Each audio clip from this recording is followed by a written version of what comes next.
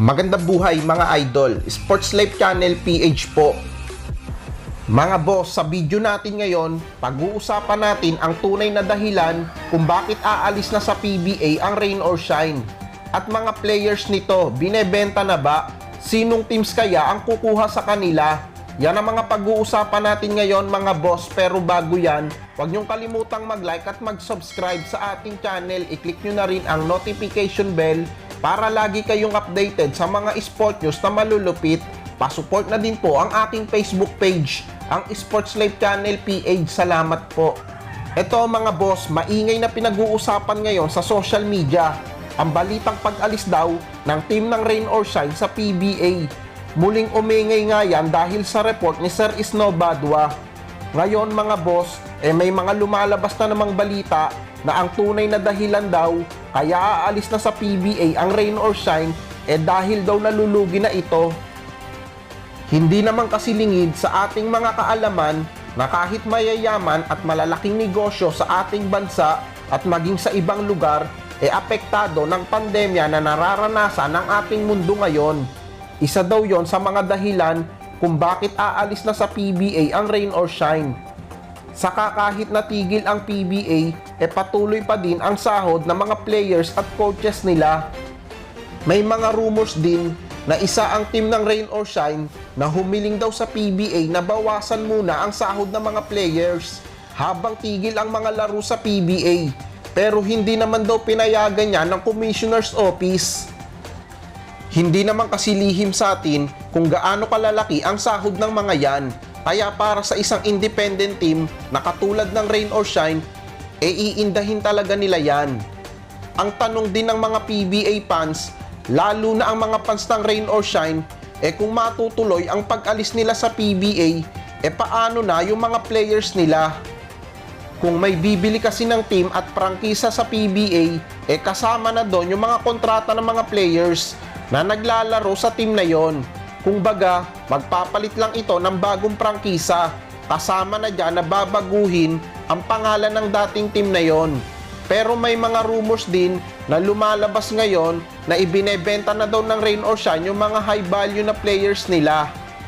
Katulad na lang nila JB Mocon, Gabe Norwood at ni Ray Batak, maging yung mga veteranong players nila na sila James Shop at ni Bo Belga. Kung magkakatotoo ang balita na yon, siguradong magpepiesta ang mga ibang team sa PBA. Lalo na yung mga nangangailangan ngayon ng mga bata at dekalibring players. Pwedeng-pwede na rin makabalik sa Pure Foods franchise itong si James Shop bago siya magretiro. At may balita rin na interesado daw na makasama muli ni Gabe Norwood ang dati niyang head coach na si Coach Yeng Yao. Si Bo Belga naman madaming teams ang kukuha dito. Lalo na yung mga teams na nangangailangan ng isang big man. Maaasahan pa rin naman si Bo Belga. Noong nakaraang PBA bubble nga, grabe ang pinakitang performance nito. Yan kung magkakatotoo ang balita na aalis na sa PBA ang Rain or Shine. Pero kung mangyayari yon, malungkot na balita talaga yon para sa PBA. Ang maganda lang dito, mahaba pa ang break ng PBA. Kung sakaling aalis na sa liga ang Rain or Shine, siguradong madami naman ang mga kumpanya na gustong sumali sa PBA. Sana din mapagbigyan na ng PBA yung kahilingan ng mga nagpapahayag na gusto nilang bumuo ng panibagong team sa PBA para mas maging balanse ang mga players at superstar na mapunta sa isang team. Pero umaasa pa rin ang mga fans ng Elasto Painters na sana wag nang matuloy ang pag-alis ng kanilang team na sinusuportahan nila sa mahabang panahon na. Siguradong lalo pang iingay ang balita na yan habang lumalalim ang off-season ng PBA.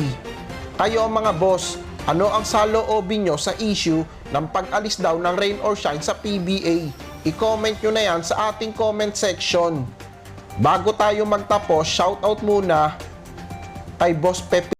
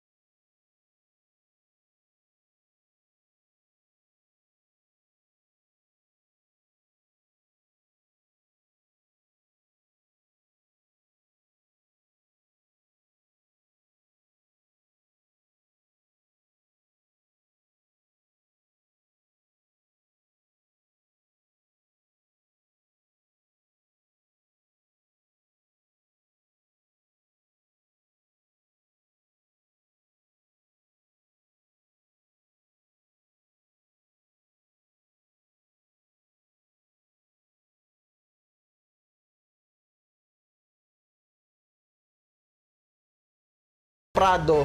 Shoutout po sa inyo mga ka-SLC. Mga boss, nag-upload din po ako ng aking mga video sa aking Facebook page, ang Sports Life Channel PH. Yan mga boss, kung nagustuhan nyo ang aking video, huwag nyong kalimutang mag-like at mag-subscribe. Hanggang sa susunod na sport news.